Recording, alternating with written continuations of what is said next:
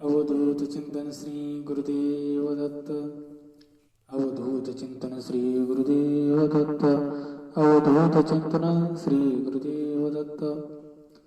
नमो दत्त नमो दत्त नमो दत्त. दत्तदेसी हो. दत्त गोस्वामी यूट्यूब चॅनलच्या माध्यमातून आपल्याशी संवाद साधताना मोठा आनंद वाटतो. गुरुचरित्र नेमकं काय आणि या गुरुचरित्राविषयी जाणून घेताना सगळ्यांना मोठा आनंद वाटतो. गुरुचरित्रामध्ये अन्नदान करण्याला फार महत्त्व दिले. एक ब्राह्मण आणि कितीतरी दिवस त्याच्या मनामध्ये इच्छा होती की श्रीगुरूंसोबत समाराधना करायची आणि लोकांना अन्नदान करायचं.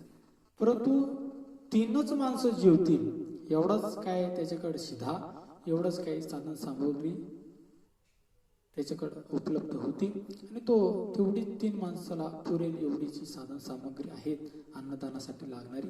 तर ती उशीला घेऊन झोपायचा. दररोज रात्री उशीला घ्यायचा आणि झोपायचा. आणि श्रीगुरूंनी त्याला एक दिवस त्याच्या मनातला सगळं काही ओळखलं, कारण की ते श्रीगुरू आहेत, दत्त महाराज आहेत. त्याने ओळखलं आणि ओळखल्याच्या नंतर म्हटले, अरे आज समाराधना तू घालायचीस. 40,000 माणसं त्या ठिकाणी गाणगापूरला होती. 40,000 माणसं म्हणजे मोठा यात्रा उत्सवच असावा. आणि त्या ठिकाणी श्रीगुरूंनी त्या ब्राह्मणाला सांगितलं, 3 माणसाला पुरेल एवढा शिधा, एवढा अन्न साधन सामुग्री माझ्याकडं आहे. आणि श्रीगुरु तर अमाप अशा प्रकारचे माणसं या ठिकाणी बोलवत आहेत आणि म्हणतात समाराधना तू करायचीच. कसं शक्य आहे? परंतु श्रीगुरूंच्या चरणावर ज्यांचा विश्वास असतो ना, तर ते डगमगत नाहीत. ज्यांचा श्रीगुरूवरती विश्वास आहे ते डगमगत नाहीत. आणि मग त्या ब्राह्मणाने काय केलं? ठीक आहे, श्रीगुरूंच्या बोलण्यावरती विश्वास ठेवला. दुसऱ्या दिवशी समाराधनेचा जे काही कार्यक्रम आहे, अन्नदानाचा कार्यक्रम आहे, तिथं अनाउन्सिंग झाली. तिथं सर्व काही सांगण्यात आलं की अमक्या ब्राह्मणाची उद्या पंगत असेल गाणगापूरला. आणि त्या ठिकाणी त्या ब्राह्मणाने 3 माणसांना पुरेल एवढं शिधा त्या ठिकाणी आणलेलं आहे.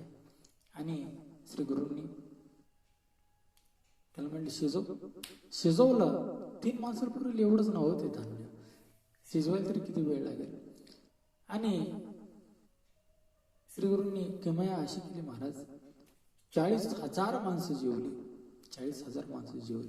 आणि म्हणून अन्नदान करणं श्रीगुरूंचा फार मोठा वरद हस्त त्यांना असतो. श्रीगुरूंचा फार मोठा आशीर्वाद त्यांना असतो की अन्नदान करणं याला फार महत्त्व दिले श्रीगुरूंनी.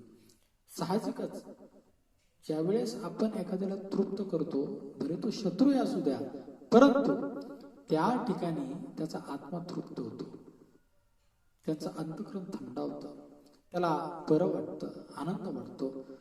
आणि जरी त्याने आशीर्वाद नाही दिला, तो जरी कृपण असेल, तो आशीर्वाद देण्याच्या त्या माणसांमधला जरी नसला, तरीही त्याचा अंतःकरण तृप्त झाल्यामुळं जे काही आशीर्वाद त्याचं अंतःकरण आपोआप देत असतं किंवा त्याचं समाधान, हाच खऱ्या अर्थाने आशीर्वाद आपल्याला प्राप्त होत असतो आणि त्याच्यातून आपलं कल्याण होत असतं. कुठेही जा तुम्ही, अन्नदान करा.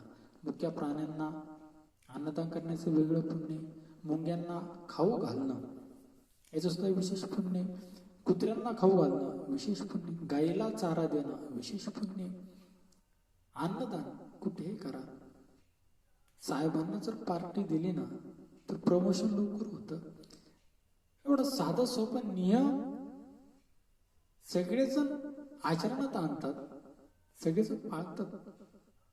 प्रमोशन होत नसतं, साहेबाला पार्टी द्यायची, साहेबाला खुशी करायचं, म्हणजे प्रमोशन लवकर होतं. हा व्यवहारातला साधा नियम आहे.